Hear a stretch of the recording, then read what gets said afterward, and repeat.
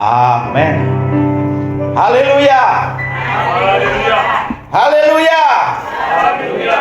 Puji Tuhan.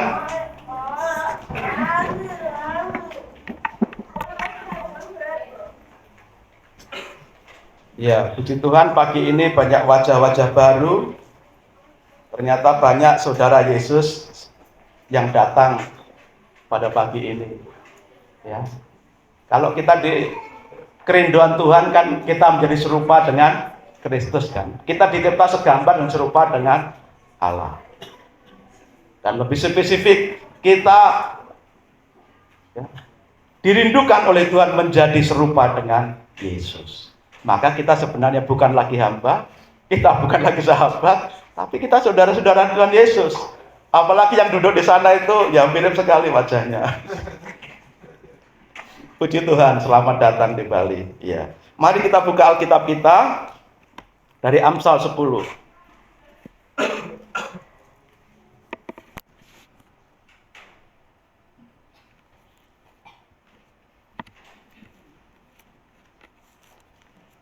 Amsal 10.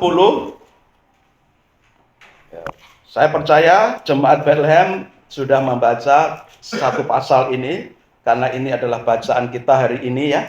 Bacaan kita satu pasal hari ini. Itu sebabnya kita akan baca saja satu ayat dari ayat 25. Kita akan membaca bersama-sama.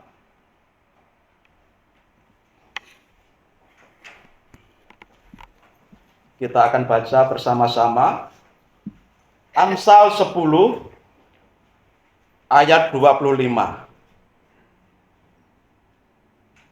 Amsal 10 ayat 25 kita baca 1, 2, 3. Bila taufan melanda, lenyaplah orang fasik, tetapi orang benar adalah alas yang abadi. Sekali lagi, bila taufan melanda, lenyaplah orang fasik, tetapi orang benar adalah alas yang abadi. Amin untuk firman Tuhan. Sidang jemaat yang dikasihi Tuhan Yesus Kristus, ya. Tema dari firman Tuhan pagi ini yaitu hidup yang berbuah dan tetap kokoh. Hidup yang berbuah dan tetap kokoh. Ini juga menegaskan kembali untuk tema tahunan kita tahun 2026 ini. 2026 adalah tahun berbuah dan tetap kokoh. Dan firman Tuhan dalam Amsal 10 ini secara keseluruhan juga semakin menegaskan itu. Di sini ada 3 gambar, saudara. Tapi sebenarnya sama, hanya yang membedakan backgroundnya saja. Dalam setiap musim, setiap gambar ini melambangkan musim-musim yang ada. Harusnya dibuat 4 musim ya, kalau orang Eropa. Ini tidak tahu ini musim yang mana kok cuma 3 ini. Harusnya akan 2 kalau Indonesia ya, penghujan dan kemarau. Ya, ini karena membuatnya itu sambil nunggu order Shopee di restoran, ya buatnya, oh ini sudah. Paling tidak ini sudah mewakili gambaran setiap musim kehidupan manusia. Ketika musim hujan, suasana hijau, buahnya lebat, banyak. Batang tubuhnya pohonnya besar, daun-daunnya juga rimbun, dan akarnya begitu banyak. Musim kemarau juga sama, tetap berbuah. Walaupun panas, walaupun kurang hujan, tapi tetap menghasilkan buah. Tetap akar-akarnya masuk ke dalam tanah. Ini menggambarkan kehidupan kita sebagai orang percaya. Secara khusus jemaat Tuhan di Bethlehem. Tahun ini tahun tetap berbuah dan tetap kokoh. Kiranya bukan hanya sebagai tema, sebagai slogan. Saya percaya sudah bulan keempat ini Saya percaya sudah banyak selama 4 bulan ini mengalami buah-buah iman yang terjadi dalam kehidupan saudara. Memasuki tahun 2026 ini. Sampai bulan yang keempat ini. Ada buah-buah yang nyata. Ada hasil iman yang nyata dalam kehidupan kita. Dan saat ini bagaimana kita mempertegas tema tahun ini menjadi semakin lagi kita alami, nyata, dan semakin luar biasa terjadi, tergenapi dalam hidup saudara. Mungkin setelah 4 bulan ini saudara seakan-akan belum ngerasain apa-apa. Iya, kok belum ada rasa buah-buah imanku selama 4 bulan ini. Nah, kita bisa koreksi. Kita bisa berkaca. Kita bisa melihat ke dalam diri melalui firman Tuhan. Yang bersama-sama kita akan nikmati ini. Supaya apa? Dalam setiap musim kehidupan kita, entah kemarau, entah penghujan, entah itu salju, musim dingin, ya, musim semi, musim panas, musim gugur. 4 musim itu berjalan terus rotasi. Tapi buah tetap berbuah. Daun tetap subur, batang tubuh pohon tetap sehat, dan akar-akarnya masuk ke dalam tanah. Kiranya hidup kita jemaat Tuhan di sini di tahun ini betul-betul mengalami buah-buah iman yang sungguh-sungguh nyata, dan kita tetap kokoh berdiri apapun situasi, apapun musim yang Tuhan izinkan kita lalui. Saudaraku, kalau ini gambaran kehidupan kita yang menjadi kerinduan kita di tahun ini, tapi dalam kehidupan nyata, dalam kehidupan real, sebenarnya ada, ya, digambarkan dalam gambar kedua, ya, ada pohon yang seperti ini rimbunnya, kokohnya, akarnya, tapi ada yang kering. Di sini hidup yang berbuah dan tetap kokoh. Sini hidup yang rapuh. Ini salah tulis, saudara. Alum, ini bikinnya sambil nunggu orderan jadi. Harusnya hidup yang rapuh dan roboh. Harusnya roboh, bukan lentur, saudara. Ya, hidup yang rapuh dan roboh.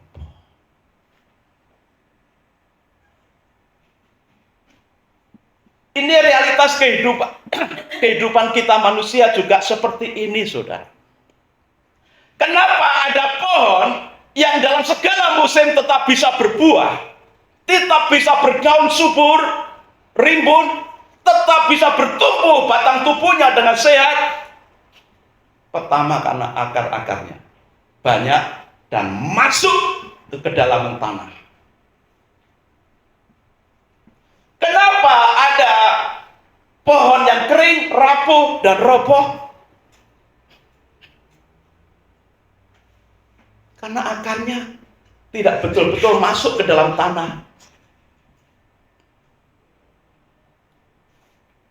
Sehat kuatnya pohon itu tidak bisa kita ukur, kita nilai dari besarnya pohon.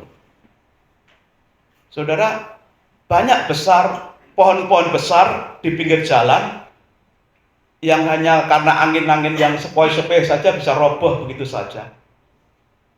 Karena biasanya pohon di pinggir jalan itu kan nanemnya akar tunggalnya yang ke bawah itu dipotong, tinggal akar-akar yang kecil-kecil saja. Sehingga walaupun batangnya kelihatan besar, tapi ketika ada angin, mungkin sepoi-sepoi tidak terlalu keras, bisa roboh.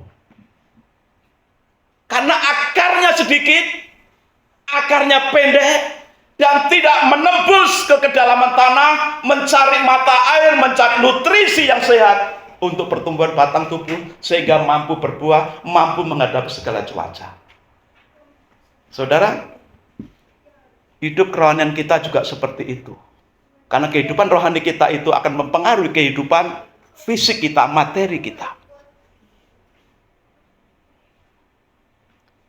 Ya, konteks Amsal 10 ini sebenarnya kalau kita membaca ya, sebagian pasti sudah membaca, mungkin sebagian belum.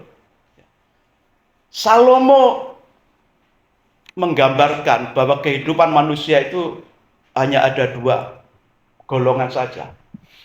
Orang benar dan orang fasik. Orang benar itu bagaimana? Saudara bisa baca. Orang fasik itu bagaimana? Saudara bisa baca keseluruhan pasal 10 ini. Bagaimana kehidupan mereka sehari-hari. Bagaimana akhir hidup mereka. Digambarkan dalam keseluruhan pasal yang 10.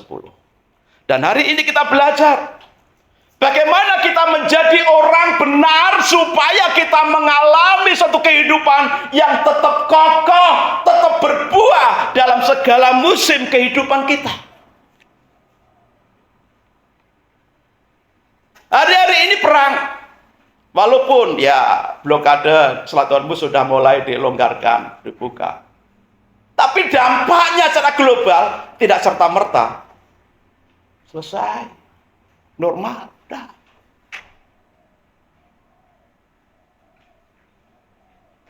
Harga-harga merangkak naik. Dalam bidang pekerjaan tertentu mulai sepi. Walaupun pekerjaan tertentu juga tetap stabil, bahkan dalam pekerjaan tertentu bahkan ada peningkatan. Tapi banyak pekerjaan-pekerjaan yang mulai sepi. Dalam situasi yang seperti ini, segala musim seperti ini, saudara. Bagaimana kita bisa tetap hidup sebagai orang benar dan hasilnya dalam segala musim kita tetap berbuah dan tetap kokoh berdiri tegak dalam iman.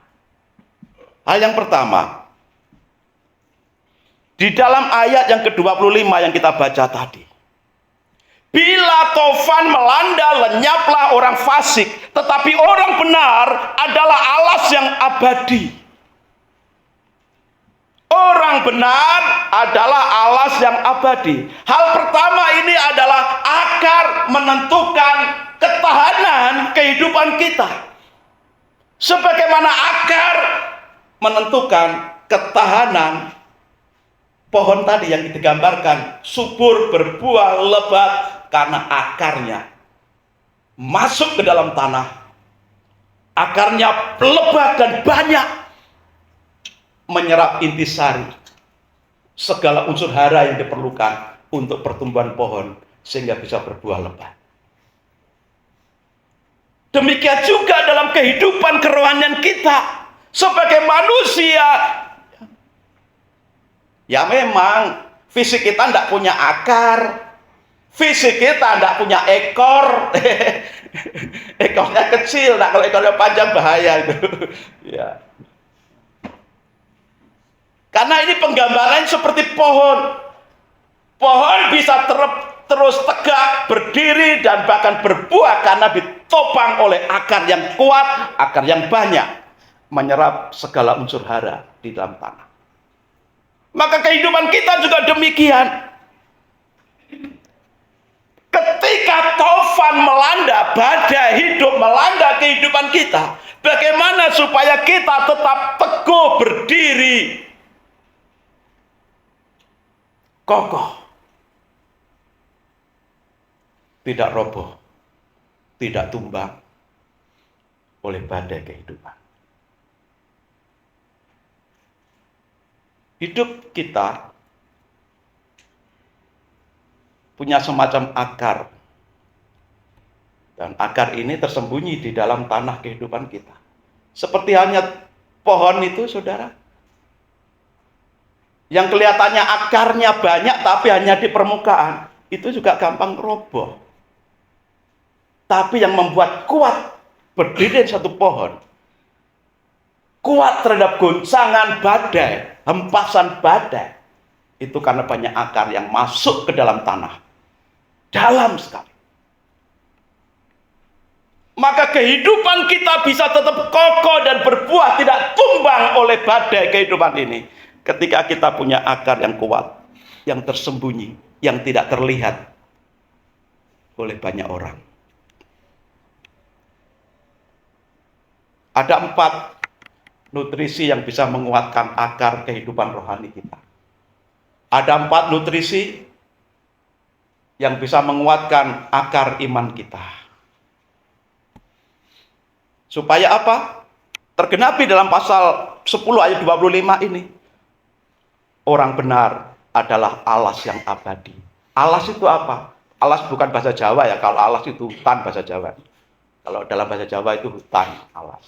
Alas ini pondasi. Kalau bangunan itu kuat tidaknya bangunan ditentukan oleh bagus tidaknya kualitas pondasi. Bagus tidaknya kualitas pohon bisa berbuah atau tidak ditentukan juga oleh akarnya. Kehidupan kita juga ditentukan oleh akar kehidupan kita yang memungkinkan, yang memampukan setiap kita manusia bisa berbuah dan tetap kokoh dalam segala situasi yang ada. 4 nutrisi yang penting untuk akar kehidupan rohani kita. Yang pertama, itu doa. Saudara, kadang kita tidak bisa berdoa.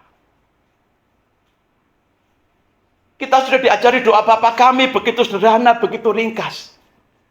Tapi saking nemennya, yang dibisai cuma doa Bapa kami. Untuk doa yang mengucapkan sendiri, tidak bisa. Padahal doa itu adalah sarana komunikasi kita dengan Tuhan. Semakin kuat kehidupan doa kita, kita akan semakin kokoh. Hidup kita akan semakin kuat menghadapi berbagai keadaan yang cepat berubah. Maka, ayo kita lihat kalau sampai bulan keempat ini kita belum merasakan buah dari iman kita di tahun ini. Mungkin salah satunya karena kehidupan doa kita kurang. Doanya ya 3 kali sehari. Doa makan pagi, siang, malam. Plus 4. Doa mau tidur. Plus 5. Doa bangun pagi. Tuhan Yesus, terima kasih Engkau sudah berkati aku, jaga lindungi aku pagi sepanjang malam istirahat. Amin. Nah, singkat padat jelas. Tidak. Yang kedua, nutrisi yang penting juga untuk pertumbuhan akar kita supaya kuat, lalu dari akar yang kuat ini menghisap semua nutrisi di dalam tanah, disebarkan ke batang, ke cabang-cabangnya sampai bisa berbuah. Pujian penyembahan kepada Tuhan. Jadi orang Kristen, harus bisa nyanyi, bisa menyembah Tuhan. Bangun kehidupan pujian penyembahanmu kepada Tuhan.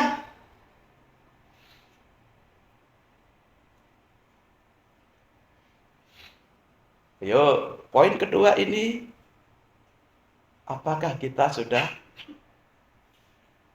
punya jam-jam pujian penyembahan kepada Tuhan apa belum? Karena dengan memuji menyembah Tuhan, nutrisi dari surga itu mengalir dalam kehidupan kita. Kita diajak untuk fokus kepada Bapa di surga. Masalah, persoalan, situasi apapun boleh datang, tetapi dengan pujian penyembahan kepada Tuhan Yesus, maka kita diarahkan fokus kita kepada surga. Walaupun apapun yang terjadi secara real, tapi secara rohani kita diajak fokus melalui pujian penyembahan, fokus kepada surga, perkara-perkara yang di atas. Yang ketiga, membaca, merenungkan firman Tuhan.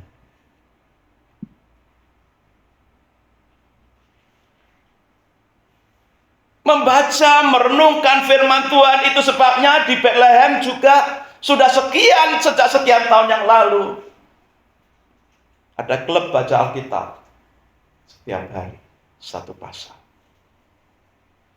Kalau tidak bisa dimengerti, paling tidak setiap pasal sudah sekian lama ini juga sudah dijelaskan kisi-kisinya, uraian globalnya setiap pasal secara singkat, supaya lebih mudah memahami arti dari setiap pasal. Renungkan itu, nikmati setiap firman yang kita baca setiap hari. Dan renungan satu ayat setiap hari, saya usahakan untuk selalu diambil dari pembacaan satu pasal hari itu. Kecuali beberapa hari ini saya selingi dengan yang berkaitan dengan puasa kita. Renungan puasa kita. Baca, renungkan firman Tuhan. Lalu nutrisi yang keempat yang penting untuk pertumbuhan akar, batang, dan tubuh kehidupan kita adalah mentaati firman. Setelah dibaca, direnungkan, taati firman dalam hidup sehari-hari. Karena firman Tuhan katakan, yang berbahagia adalah mereka yang mendengarkan firman itu dan melakukan dalam kehidupan sehari-hari. Melalui ketaatan kita melakukan firman Tuhan, akar kita menjadi semakin kokoh masuk ke dalam. Lebih dalam lagi, ku rindu Kau Tuhan, lebih dari segala yang ada. Tapi ini bukan sekedar kerinduan untuk lebih dalam. Ketaatan adalah action. Aksi yang nyata. Ketika kita sudah membaca, merenungkan firman Tuhan, ambil langkah aksi nyata.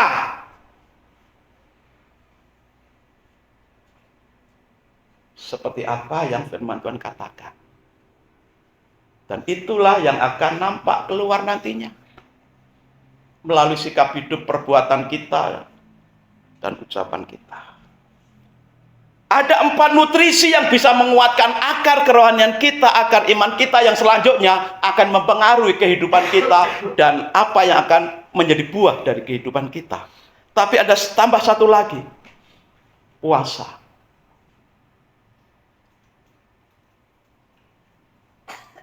Di Bethlehem baru kali ini ada puasa dari Paskah sampai Pentakosta. Kalau dihitung sebenarnya dari Paskah ke Pentakosta ada 50 hari. Tapi karena puasa ini hanya hari Senin sampai Sabtu, maka tidak ada 50 hari sebenarnya. 40 sekian hari, 43 hari kalau tidak salah ya. Dikurangi minggu-minggu dan hari Kamis waktu kenaikan Yesus ke surga.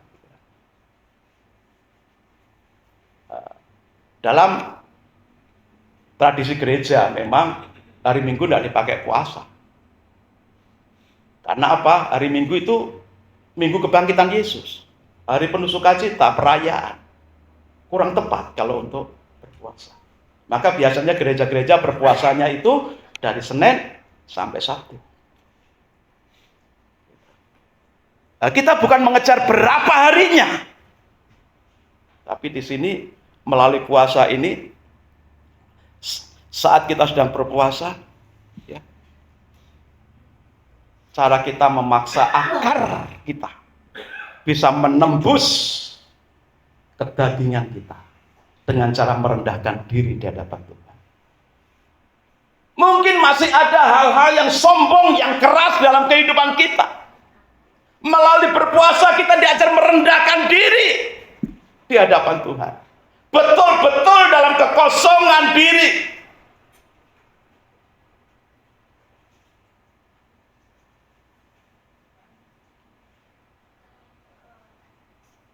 Ada banyak yang ikut dalam puasa ini. Ini sudah masuk ke minggu ketiga ya berarti ya.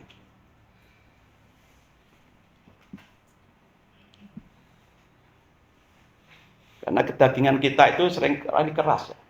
Keinginan mata, keinginan daging, keangkuhan hidup. Itu hanya bisa ditaklukkan ketika kita merendahkan diri di hadapan Tuhan melalui berpuasa. Doa tadi sudah, pujian penyembahan, baca renungkan firman, actionnya, lalu dilengkapi dengan puasa. Ini sarana-sarana yang bisa menguatkan akar kehidupan rohani kita, saudara. Sebagai orang Kristen kadang-kadang kita males puasa, males berdoa, males memuji Tuhan. Males baca renungkan firman, jangankan merenungkan firman, mau baca aja sudah ngantuk hawane. Bagaimana bisa kita kuat menghadapi berbagai situasi hidup ini?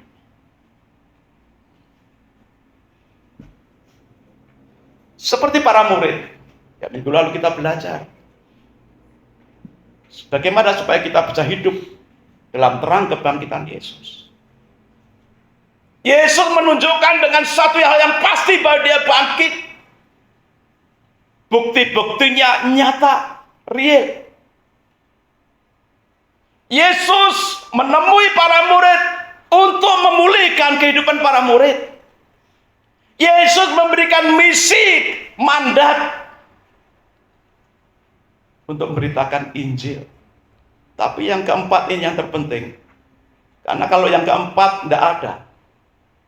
Yesus bangkit untuk memberikan kuasa Roh Kudus. Ini tidak terjadi.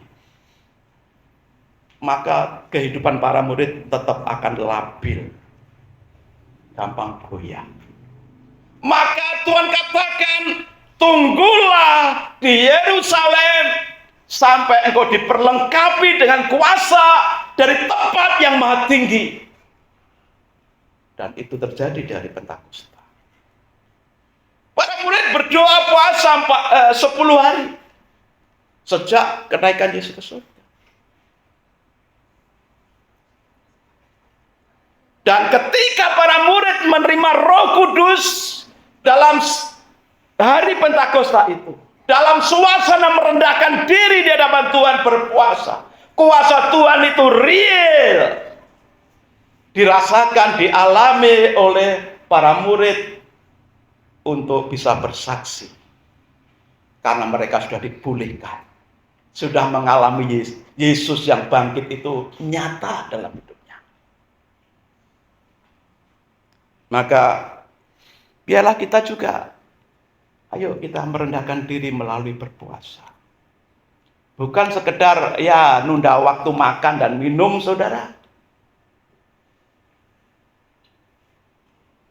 Kalau sekedar nunda makan dan minum, maka yang terjadi apa? Itu seperti orang diet. Pengen kurus.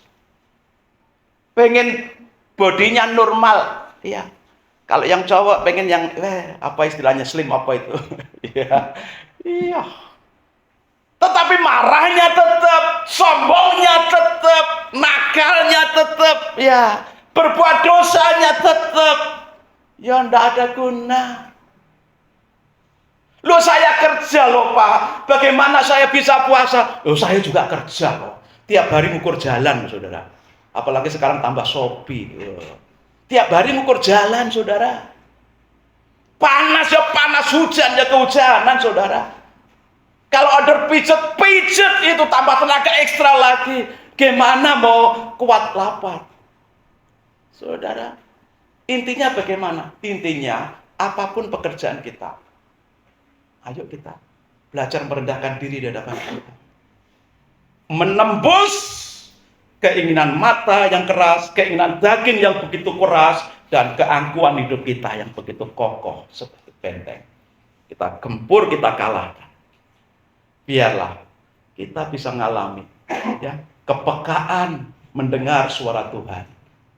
Kepekaan mendengar tuntunan dan pimpinan Tuhan.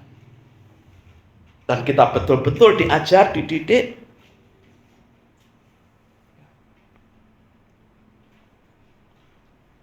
untuk betul-betul merendahkan diri, dihancurkan di hadapan salib Yesus dalam penyangkalan diri. Bukan menyiksa diri, saudara, tapi menyangkal diri. Karena siapa yang tidak mengikut Yesus, hendaklah dia menyangkal diri. Pikul salibnya dan ikut aku. Selanjutnya,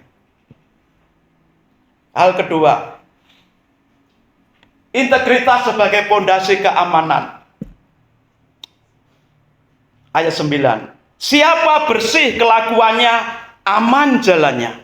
Tetapi siapa berliku-liku jalannya, akan diketahui pada akhirnya, saudara.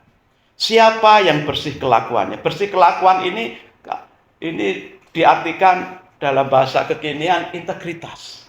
Karena bersih kelakuan itu harus dari hati keluar ke tindakan, keluar ke mulut.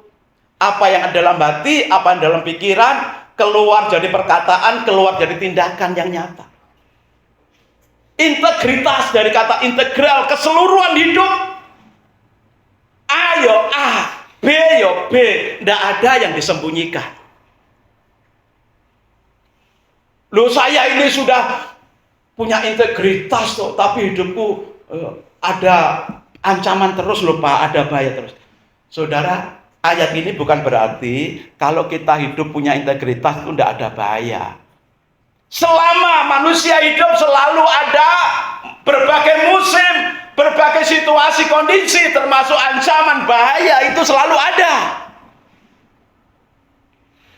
Tapi yang dimaksud ayat ini dengan kata-kata siapa yang bersih kelakuannya, aman jalannya, orang yang punya integritas jalannya aman dalam pengertian begini, saudara.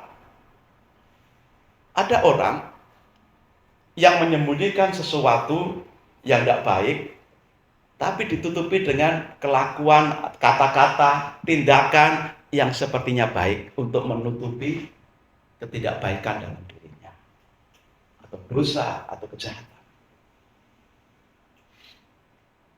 Orang yang seperti ini berusaha menutupi keburukannya, hidupnya itu selalu was-was.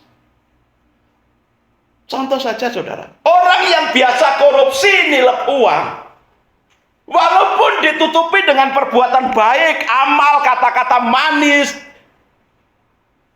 ramah terhadap yang lain, tapi hatinya penuh was-was, kecemasan, tidak aman, takut ketahuan. Kamu ketahuan.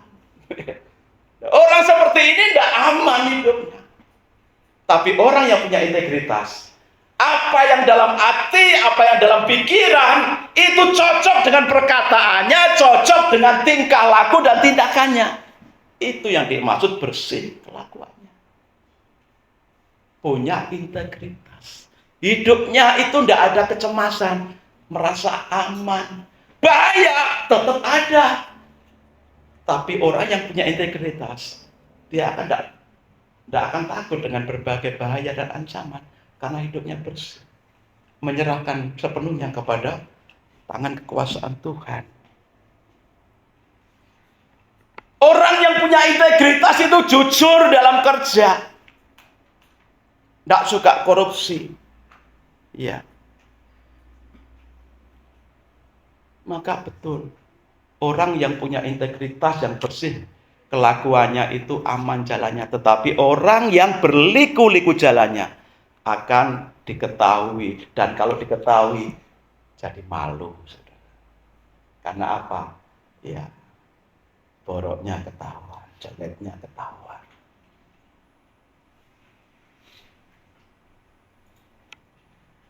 Hal selanjutnya, berkat Tuhan, ayat 22. Beberapa yang lalu ada yang bertanya seperti ini. Berkat Tuhanlah yang menjadikan kaya, susah payah tidak akan menambahinya. Lalu dari ayat ini ada orang bertanya, loh kalau gitu Pak, kita tidak perlu kerja, tidak perlu capek-capek, tidur aja di rumah, nanti kan kita jadi kaya karena berkat Tuhan, dikasih Tuhan. Ya. Betul begitu, saudara. Karena tidak baca konteks. Kalau dari atas, saudara, buka di konteksnya di atas itu, saudara. Banyak ayat dari ayat 2 dan selanjutnya itu jelas menyatakan, saya bacakan sepintas ya. Mulai ayat 2. Harta benda yang diperoleh dengan kefasikan tidak berguna. Tetapi kebenaran menyelamatkan orang dari maut. Ayat 3. Tuhan tidak membiarkan orang benar menderita kelaparan. Tetapi keinginan orang fasik ditolaknya. Coba, mulai ayat 4 ini. Tangan yang lamban membuat miskin, tetapi tangan orang rajin menjadi kaya. Siapa mengumpulkan pada musim panas, ia berakal budi. Siapa tidur pada waktu panen membuat malu. Dari berapa ayat ini aja sudah ketahuan, saudara, bahwa yang dimaksud dalam ayat 22 itu bukan berarti Tuhan melarang kita kerja dan Tuhan akan cukupi semua. Enggak, bukan itu maksudnya.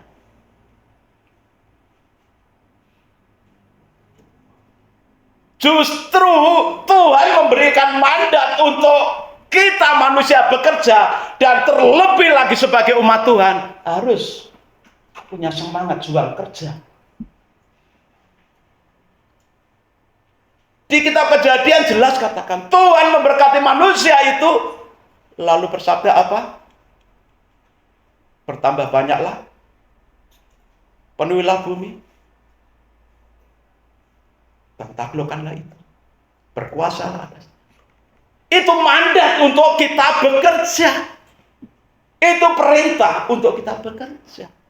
Jadi ayat 22, ayat pasal 10, ini bukan tidak berarti kita dilarang bekerja. Maksudnya begini, saudara. Pak Tani, di sini ada Pak Tani ya, ada Pak Paiti. Ya. Pak Paiti bisa nanam sayur,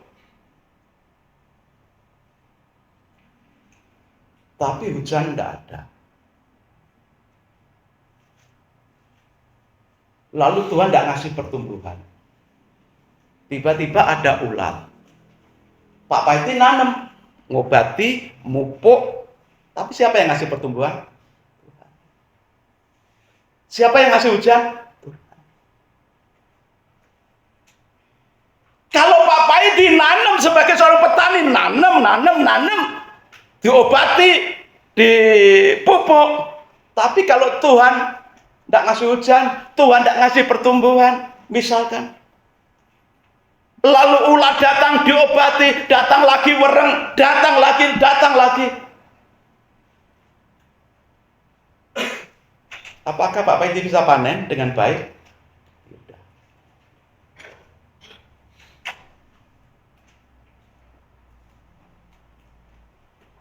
Mungkin tanaman yang lain, Pak Tani atau pekerja apa saja.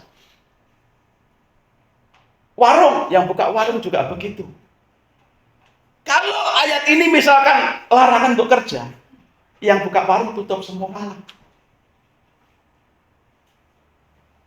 Siapa yang buka warung? Ini ada Bu Sudi, ada jualan nasi. Biasanya buka, orang-orang langganan datang beli. Begitu tutup 1-2 hari, tutup lah ya, berarti kan tidak jualan, tidak kerja. Pelanggannya datang, Bu Mae, nasi goreng, Mae, ayam geprek. Ibu dapat uang? Tidak dapat uang kan? Pelanggan ada. Pelanggan ada, dikirimkan Tuhan. Tapi pas tidak kerja, tidak dapat uang. Sama, saudara. Kita kerja hanya dengan berjerih lelah, tanpa berkat Tuhan, kita tidak dapat apa-apa.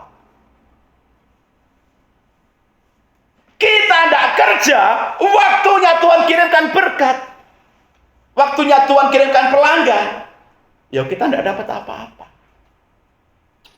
Lalu ada yang berkata, itu loh Pak Pendeta, itu loh tidak kerja. Dapat juga itu berkat Tuhan. Lah ya, pekerjaan pendeta itu sebenarnya berdoa melayani kok. Jangan dipikir Pak Pendeta itu harus kerja seperti yang lain, misalkan di bangunan, di apa.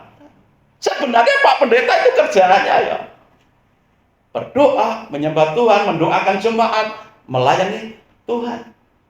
Lah itu pekerjaannya. Jadi wajar kalau Tuhan berkati dengan cara seperti itu. Seperti para imam juga pada zaman perjanjian lama. Begitu, saudara. Jadi di ayat 22 ini bukan berarti Tuhan melarang kita bekerja, tapi justru menegaskan. Kalau kita kerja dengan mengandalkan Tuhan.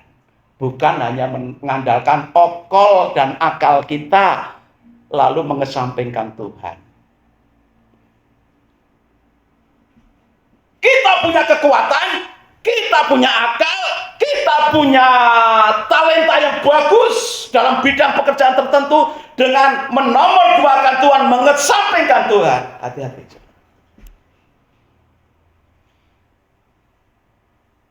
Tetap utamakan Tuhan sebagai sumber berkat dalam pekerjaanmu. Engkau bekerja, yes. Tapi Tuhanlah yang memberkati. Karena apa? Pekerjaanmu Tuhan berkati, itu tidak ada efek sampingnya. Kalau hanya bekerja, hanya okol, akal, dan kemampuan kita, efek sampingnya apa, saudara? Stres, sakit-sakitan, bludrek, kan begitu, saudara? Sakit.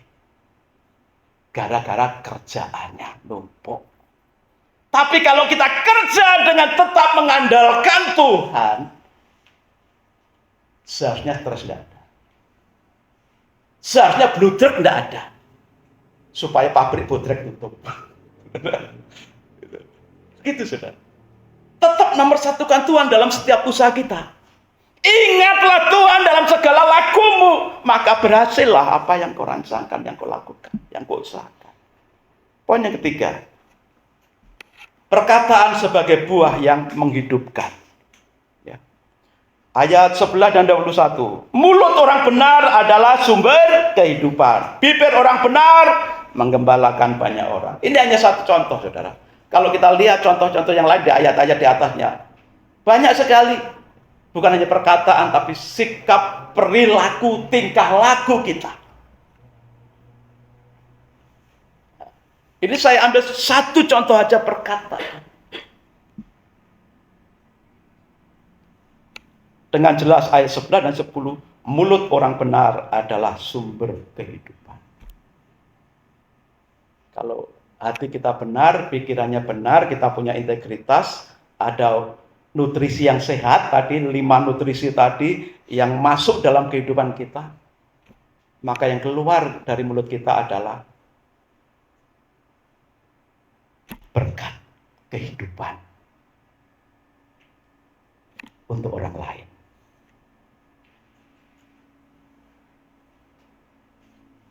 Itu adalah buah kehidupan kita. Perkataan itu adalah buah dari kehidupan kita yang punya hubungan erat dengan Tuhan, karena agar kita menembus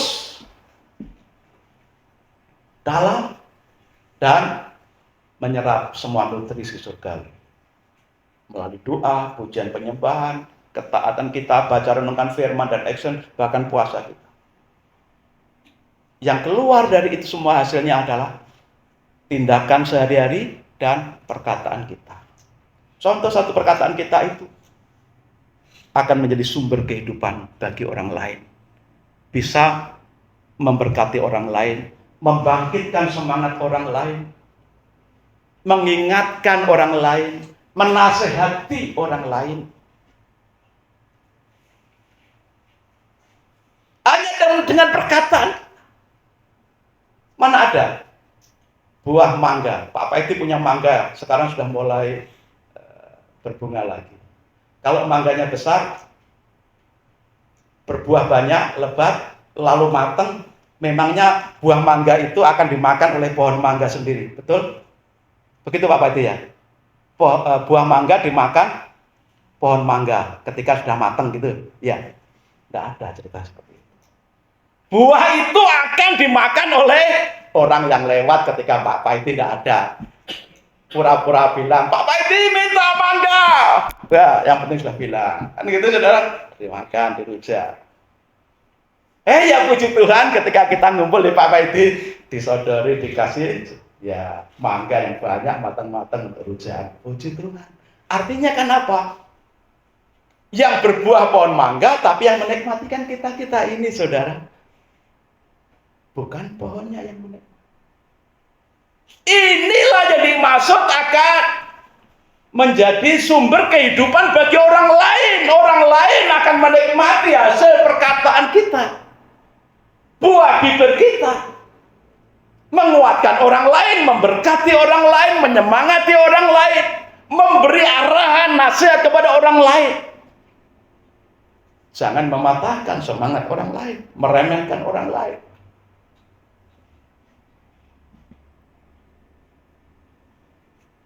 Itu sebabnya saudara, mulut kita harus kita jaga, apa yang kita katakan, apa yang kita omongkan, ya. Sehingga apa? Melalui perkataan kita itu juga dimanapun Tuhan tempatkan kita, banyak orang akan mengalami keberkatan melalui perkataan kita. Saudaraku, untuk kita menjadi kokoh dan berbuah, itu tidak instan, saudara. Ada proses.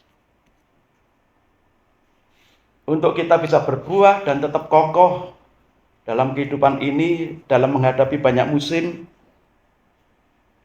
itu tidak instan, tidak spontan, tapi perlu proses. Dimulai dari akar, saudara. Dan akar kita harus sehat, kuat, sedalam-dalamnya bisa menerobos kekerasan, keinginan mata, keinginan daging, dan keangkuhan hidup kita. Saudara, pohon-pohon yang biasa tumbuh di padang pasir, entah ya contohnya korma saja, saudara. Korma itu, pohon korma itu unik, saudara. Akarnya itu sebelum daunnya itu tumbuh, muncul, sebelum batangnya naik tinggi, itu akarnya dulu yang masuk ke tanah sedalam-dalamnya. Kalau di padang pasir, padang gurun, saudara, walaupun kedalaman pasir itu 10 meter, maka akar korma itu akan terus masuk, menembus pasir yang dalamnya 10 meter, menembus lagi, ya setelah pasir biasanya cadas, batu cadas, itu masuk lagi ditembus, sampai menemukan debit air. Lalu dari debit air yang diserap intisari makanan di tanah yang diserap itu mengalir ke atas melalui akar itu, walaupun awalnya akarnya kecil, lama-lama nanti besar seiring pertumbuhan batang dan daun kurma. Itulah yang akan menghasilkan nanti buah-buah kurma yang sangat manis dan enak. Saudara, pernah rasakan kurma Israel? Siapa yang pernah? Oh, enak sekali, saudara. Katanya saya pernah nikmati satu saja oleh-oleh dari Israel. Enak sekali, saudara. Enak. Tapi dengar-dengar yang beredar di Indonesia juga sekian persen itu dari Israel, walaupun dari negara ketiga atau keempat. Saudaraku, hidup kita harus bisa menembus, akar kita menembus sedalam mungkin sampai masuk dalam hadirat Tuhan. Sampai masuk dalam hadirat Tuhan melalui doa, pujian penyembahan, baca renungan firman, taati firman, dan tambah lagi satu, puasa. Anak-anak muda yang masih jomblo-jomblo, jangan salah pilih loh ya. Minta pimpinan Tuhan. Yang nampaknya casingnya bagus belum tentu dalamnya bagus. Hati-hati. Banyak sekarang casing-casing HP itu bagus-bagus luarnya casingnya, tapi ternyata dalamnya ya KW nggak tahu KW keberapa mesinnya itu, saudara. Maka hati-hati. Minta pimpinan Tuhan. Anak-anak muda, berikan yang terbaik yang kau miliki untuk orang-orang yang duduk di pelaminan, hidup bersama, mengarungi rumah tangga dalam susah dan senang. Setelah itu, amin, saudara. Anak-anak muda, jaga kesucian. Bukan hanya anak-anak muda, tapi yang sudah berumah tangga, hati-hati. Barang siapa mengedekkan mata, ada loh tadi ya, kalau kita baca. Hati-hati. Kalau kita kong-kali-kong dengan dosa, walaupun sudah berumah tangga, hati-hati. Yang suka kedip-kedip ketika lihat istri orang lain, suami orang lain kedip-kedip matanya, hati-hati. Ya, hati-hati. Ya, bukan karena kelilipan saudara, bukan karena kelilipan, tapi hati-hati. Jagalah mata. Iya, jaga matamu. Tadi aja berapa? Saudara temukan sendiri. Satu pasal itu ada kok. Barang siapa memikirkan mata titik-titik. Bahaya, saudara. Bahaya sekali. Itu sebabnya, saudara.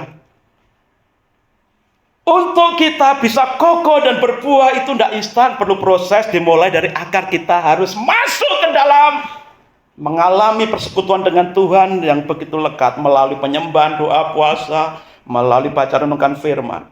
Kita jalani hidup ini untuk memperkuat, membentuk karakter kita menjadi pribadi ya yang serupa dengan Yesus seperti lagu terakhir tadi.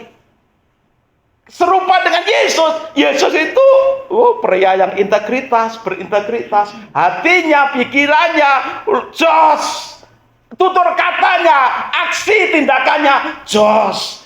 Dari dalam keluar jos itu Yesus.